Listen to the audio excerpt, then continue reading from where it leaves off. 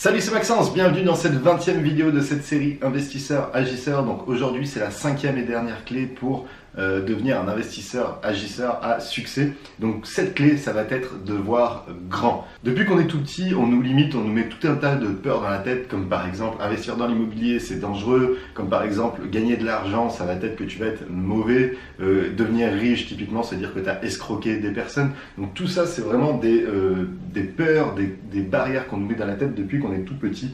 Et on nous interdit de rêver, on nous interdit de dire ok, je peux investir dans l'immobilier en vue d'atteindre l'indépendance financière, je peux investir et gagner de l'argent dans l'immobilier et du coup devenir millionnaire, pourquoi pas immobilier. Donc voilà, on essaye de nous brider, de nous mettre plein de peurs, plein de barrières dans la vie et depuis qu'on est tout petit. Donc dans notre société, une vie normale, ça serait de faire des longues études, de trouver un travail assez bien payé pour les 40 prochaines années et ensuite au bout des 40 prochaines années, c'est d'avoir une retraite. Fin.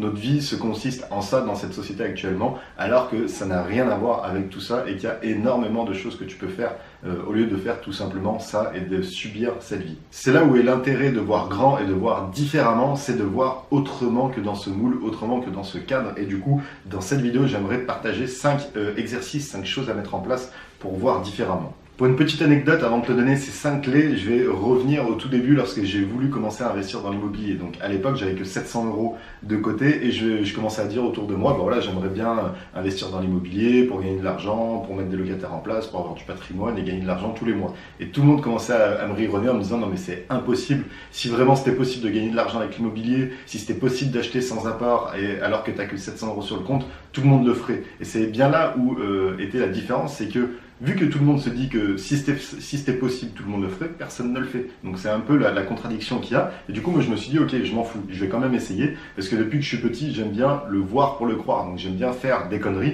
pour voir que c'est bien des conneries. Donc j'en ai fait déjà pas mal quand j'étais gamin. Mais voilà, là je m'étais dit, bah, je m'en fous, même si eux sont programmés comme ça, même si pour eux, leur objectif de vie, c'est d'avoir une résidence principale et c'est tout.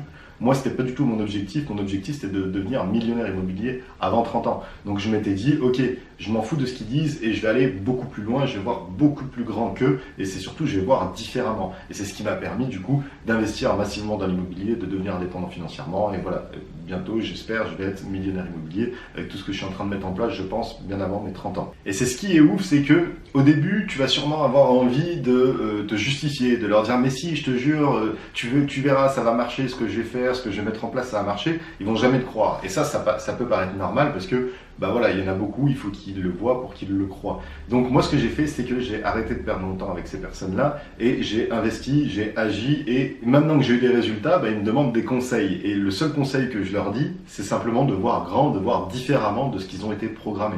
Ce que tu as été programmé depuis que tu es petit. Si depuis que tu es petit, on dit que tu peux pas gagner de l'argent, bah toi, inconsciemment, tu vas dire qu'on peut pas gagner de l'argent. Donc voilà, moi, mon plus gros conseil, c'est vraiment ça. Maintenant, je vais te donner les 5 clés du coup pour avoir des grands résultats, pour vraiment voir grand. Et juste après, je te donnerai une petite histoire qui, je pense, va t'intéresser et que tu dois peut-être connaître. Donc la toute première clé, c'est d'arrêter de se trouver des excuses. Les excuses, tu vas perdre du temps à trouver des excuses et les excuses, pour moi, c'est une fatalité. Ça veut dire, en gros, j'ai pas eu les couilles, excuse-moi le terme, mais j'ai pas eu les couilles d'y aller, j'ai pas eu les couilles de le faire et je vais préférer trouver une excuse. Ah, c'est parce que je suis trop jeune, plutôt que de trouver des solutions. Moi, quand j'ai commencé, pareil, on me disait, mais tu es trop jeune, donc tu vas pas y arriver, tu vas pas être crédible auprès des agents immobiliers, auprès des banquiers, quand tu vas aller voir le notaire, tu vas être ridicule. Mais non, au final, la solution, ça a été que le fait que je sois jeune, eh ben, ça a été plus un tremplin pour moi, parce que ça m'a permis de me différencier. Étant donné que beaucoup de jeunes ne voulaient pas se lancer parce qu'ils étaient jeunes, moi, le fait que je veuille me lancer alors que j'étais jeune, ça m'a permis de me différencier. Donc, première clé, arrête de trouver des excuses et c'est vraiment trouve des solutions au lieu des excuses et trouve vraiment ce qui te permettra de te différencier. Deuxième clé, ça va être de t'entourer des bonnes personnes. Donc, on en revient tout le temps au même, mais l'entourage, c'est vraiment quelque chose qui va te permettre d'avoir des résultats, de grands résultats.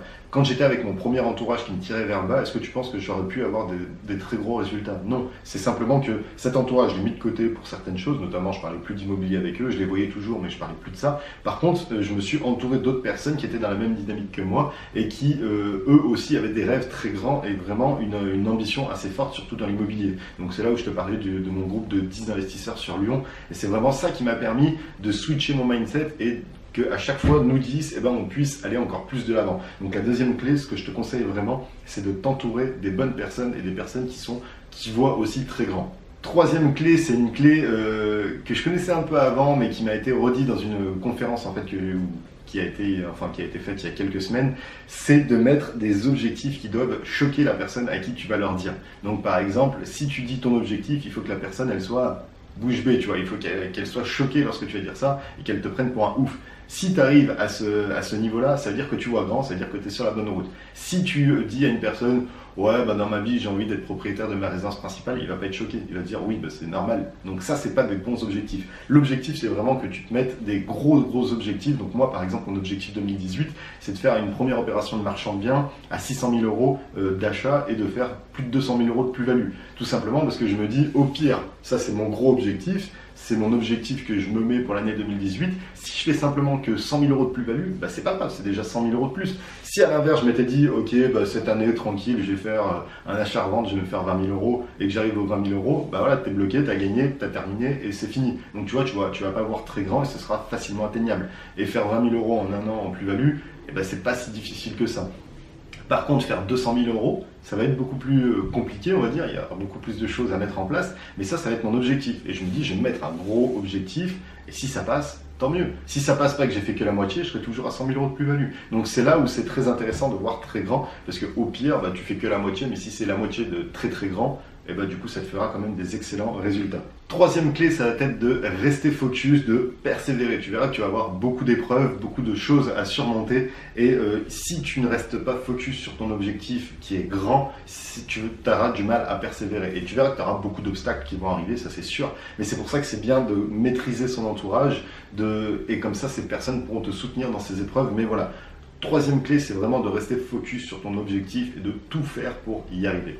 Cinquième clé, c'est de commencer tout de suite par une action concrète mais immédiate. Si tu rêves d'un objectif qui est grand et que tu ne passes pas à l'action, ça restera un rêve. À l'inverse, si tu te dis ok, j'ai cet objectif, tout de suite je vais faire la première action pour y arriver, là ça va devenir un objectif, ça va devenir un but et ça va être vraiment concret. Tu ne vas plus rester dans l'abstrait, simplement un rêve, mais vraiment dans du concret. Donc par exemple, si tu as envie de devenir millionnaire immobilier mais que tu n'as pas d'appartement, commence par prendre ton téléphone, appeler ton banquier, appeler un agent immobilier pour faire des visites, trouver un boulot si tu n'as pas de boulot pour pouvoir avoir un financement. Donc voilà, commence à faire la première action immédiatement pour avoir des résultats immédiats et pas ouais bon bah je le repousse demain ou après-demain ou après-demain. Enfin voilà, tu vois, c'est vraiment faire des actions immédiates, concrètes et comme ça te permettra de te remotiver et de te challenger pour y arriver et vraiment d'avoir quelque chose de concret, des résultats concrets. Donc maintenant pour la petite histoire, c'est une personne que j'admire beaucoup qui est Arnold Schwarzenegger. Donc il y a beaucoup de personnes qui ont eu du succès dans leur domaine respectif qu'on connaît actuellement, mais c'est intéressant de voir par quel cheminement ils sont passés pour y arriver. Donc Arnold Schwarzenegger, c'est un Autrichien, il est né au fin fond de la campagne autrichienne, donc le campagnard autrichien, et le gars il voulait devenir acteur hollywoodien, donc il voulait devenir une star hollywoodienne. Est-ce que tu penses que à l'époque, quand il était gamin, il avait du mal limite à aller à l'école et parce que du coup il y avait pas de transport scolaire, tu avais limite pas l'eau potable ni l'électricité chez lui. Est-ce que tu crois que ses parents, quand il a dit à ses parents j'ai envie de devenir une star hollywoodienne, ils l'ont pas pris pour un ouf? Bah si, et tant mieux, parce que comme ça l'a choqué. Enfin, ça a choqué ses parents, c'est-à-dire que son objectif était déjà très élevé. Et en sachant que, voilà, maintenant tu vois que Schwarzenegger, il est devenu star hollywoodienne, mais en plus, il est devenu gouverneur de Californie, en plus, il était devenu 7 fois Mister Olympia, 5 fois Mister Univers, il a été millionnaire immobilier aussi avant d'arriver à tout ça. Donc le gars, il avait un objectif grand et il s'est pas cassé la tête, il s'est dit, ok, je vais tout mettre en œuvre pour y arriver. Et si un gars qui vient de la campagne autrichienne avec une tête défoncée comme lui le disait dans son livre Total Recall, avec un accent horrible qui était autrichien et quand il parlait anglais c'était absolument horrible, comment est-ce que tu penses qu'un mec comme ça a pu devenir un acteur et une star hollywoodienne? Tout simplement parce qu'il était focus, parce qu'il avait un objectif grand et qu'il a persévéré et qu'il a mis en place toutes les clés que je t'ai listées juste avant. Donc c'est pour ça, si des personnes arrivent à faire ça, c'est qu'ils ont eu un gros objectif et qu'ils sont restés focus et qu'ils ont tout fait pour y arriver et qu'ils ont mis en place tout un tas de stratégies. Donc voilà, si tu veux lire sa biographie, n'hésite pas, elle s'appelle Total Recall et franchement elle est vraiment super top et c'est ultra motivant. Et c'est là où tu te dis si des personnes qui sont parties d'aussi bas sont arrivées aussi haut, c'est là où tu peux te dire que honnêtement tout est possible et il n'y a rien d'impossible dans ce monde. Tout est vraiment possible. Et je vais finir par ce bon vieux dicton d'Oscar Wilde qui disait « Il faut toujours viser la lune car au pire, en cas d'échec, on atterrit dans les étoiles. » Sur ce, je te dis à dimanche pour la prochaine vidéo. Ciao.